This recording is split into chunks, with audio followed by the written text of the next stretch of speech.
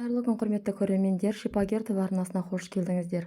Бүгін сіздерге көк шай туралы, оның пайдасы мен зияны туралы толық мәлімет беріп өтетін боламын. Қызықты мәліметтерді өткізіп алмас үшін видеоны соңына дейін қараңыздар. Көк шай ішкен дұрыс, себебі ол су денені жақсы жылытып, ыстықта шөлді қандырады. Ал дұрыс дайындалған сусын аурулармен күресуге көмектеседі. Бірақ көк шайдың ағзаға қалай әсер ететінін білген маңызды. Соған орай Шипагер арнасы көк шайдың құрамындағы заттардың пайдасы мен зияны және хош иісті сусынды қай кезде ішуге болатынын, сондай-ақ қандай жағдайда одан бас тарту керек және шай жапырақтарының қалай дұрыс әзірлеу керектігі жайлы мәліметті ұсынамын. Көк шай дегеніміз не? Көк шай Қытай, Жапония, Үндістан және Ява аралдарында өндіріс қажеттіліктері үшін өндірілетін мәңгі жасыл ағаш бұтақтарының кептірілген жапырақтары. Ал жас жапырақтар сопақша тәрізді формада болады. Бір қызығы, көк шай және қара шай алу үшін бірдей шикізаттар қолданылады. Бірақ та бұларды өндіру технологиясында айырмашылықтар бар. Кептірілген қара жапырақтар жақсы ферменттерден кейін алынады. Көк шайды өндіру және нәзік технологияларды қолданумен ерекшеленеді. Тұтығу процестерін тоқтатуға жаңа піскен жапырақтарды 2-3 минуттай өңдейтін бу көмектеседі. Содан кейін оның дымқылдығын алып кептіреді, яғни мылжылатып түйіршіктерді қабықшаға ажыратады.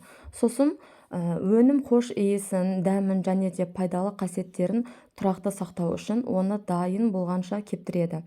Құрамы: көк шайда өңдеуге арнайы технологияны пайдаланады. Химияның алуан түрлерін ерекшелендіретін сапалы шай өнімін алуға мүмкіндік береді. Біріншіден, органикалық қосылыстардың арасында шайдың дәміне әсер ететін эритроциттер бар. Көк шайдың құрамында кальций, темір, фосфор, мырыш, фтор, иод секілді микроэлементтер ағзаға оңай әсер етеді. Үшіншіден, шай жапырақтары зат алмасуды ретке келтіреді. Келесі кезекте сіздерге көк шайдың пайдасы туралы айтып өтейін. Көк шайдың құрамында көптеген пайдалы компоненттер болғандықтан бірегей сусын ағзаға жақсы әсер етеді. Біріншіден, ас қорыту процесін ынталандырады. Екіншіден, құрамында фтордың болуына байланысты тіс жиегіне қалыптасуына қарсы күресте профилактикалық құралдың рөлін атқарады. Үшіншіден, көк шай емдік дәрі-дәрмектік пайда береді. Ол қатерлі ісік аурулары кезінде тамаша антиоксидант болып табылады. Төртіншіден, құрамындағы мырыштың арқасында шаш пен тырнақтың жағдайын жақсартады. Бесіншіден, нерв жүйесін ынталандырады. Сондай-ақ көк шайдың құрамындағы дәрумендермен кальций, фосфор қалыпты ми қызметін белсенділігі үшін қажет. Алтыншыдан, көк шайда адамның жұмысқа қабілеттілігін жақсартатын алтеин ынталандырушы әсер етеді.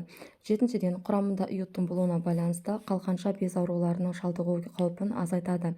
Сегізіншіден, микробтарға қарсы әсері бар. Көк шайдағы танин жараларды емдеуге көмектеседі, бірақ шайдың түсі ашық болуы керек. Тоғызыншыдан, ағзадағы улы отты заттарды шығарады. Тазарту қасиеттерінің арқасында көк шай ағзаның иммунитетін жақсартады және кез келген ауруға шалдығудың алдын алады. Несеп айдағыш әсер көрсетіп, тіннің ісінуін азайтады. 11. Құрамындағы А және С дәрумендерінің арқасында көз ауруларының даму қаупін төмендетеді. Және де 12. пайдасы тегіс бұлшық етті қалыпты жағдайда ұстайды. 13-ден, мыстың арқасында қабыну процестерін емдеуді жеңілдетеді. 14. пайдасы токсикоз және теңіз аурулары кезінде көмектеседі. Мұндай жағдайда құрғақ жапырақты шайнауға кеңес береді. 15. пайдасы асқазанның қышқылдығын көтеріп, асқазан ішек жолдарының қызметін ынталандырады. Әйелдерге көк шай ұзақ өмір сусыны деп есептелінеді. Көк шайдың әйелдерге пайдасы: біріншіден, көк шайдың немесе мұздатылған жасыл шай сіріндісі негізіндегі жасыл маскалар бет терісін сергітіп, оның серпімділігін арттырады және бет пішінін тартып тегістейді. Және де зат алмасу процесін ынталандыру және ағзаны тазарту құралы ретінде ас қорыту жолының қызметін жақсартып, салмақ тастауға ықпал етеді. Және де бұл сусын әйелдердің етеккір кезінде жалпы жағдайын жақсартуға қабілетті. Көк шайдың ерлерге пайдасы. Көк шайдың құрамында жыныс жүйесінің және тірек қимыл аппаратының қалыпты жұмыс жасауына көмектесетін марганец бар.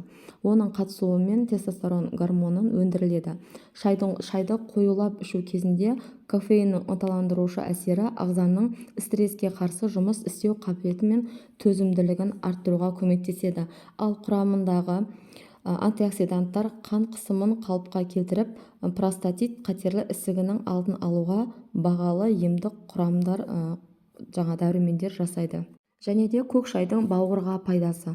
Сусынның тазартатын қасиеті болғандықтан оны қалыпты нормада шу бауыры мен өт қабынуға пайдалы болмақ. Олардың белсенділігін жақсартуға және С витаминдері көмектеседі, бірақ бұл өнімнің құрамындағы кофеин бар екенін ұмытпа. Егер көк шайды шамадан тыс ішсеңіз, бұл заттардың көп мөлшері бауырға зиян болуы мүмкін. Бүйрекке пайдасы. Көк шай ағзаға пайдалы болу үшін шай жапырақтарының дұрыс қайнатып, сусынды дұрыс қолдану керек. Қан тамырларына сусынның дұрыс пайдалану жүрек тамыр жүйесінің жағдайын жақсартады. Келесі шарттарды есте сақтай жүріңіз. Жаңа және сапалы өнім сатып алыңыз. Шай жапырақтары 60-90 градусқа дейін қыздырылған таза сумен дайындау керек. Шайды аш қарынға және кешкі уақытта ішуге болмайды. Көк шайды алкогольмен біріктірмеңіз. Дәріні көк шаймен ішуге болмайды және қатты ыстық қылып ішпеңіз. Құрметті көрермендер, келесі кезекте сіздерге көк шайдың зияны туралы мәлімет беріп өтетін боламын. Көк шай қалыпты нормада пайдалану кезінде ғана пайдалы бола алады.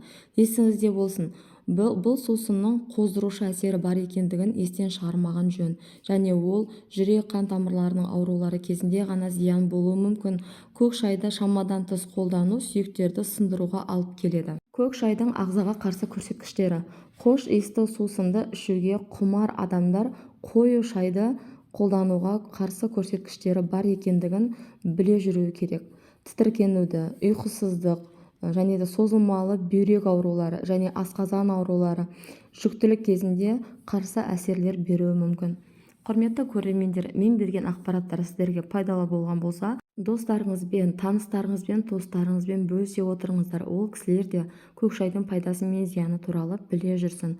Құрметті көрермендер, арнама тіркеліп, комментарий бөлімінде өз ойларыңызбен бөлісе отырыңыздар. Сіздердің ойларыңыз мен үшін маңызды. Қазақша каналдың дамуына өз үлестеріңізді қосып, арнама тіркеліп, және де лайк басуды ұмытпаңыздар. Назарларыңызға рахмет. Сіздермен болған Шипагер ТВ арнасы. Келесі кездескенше сау болыңыздар.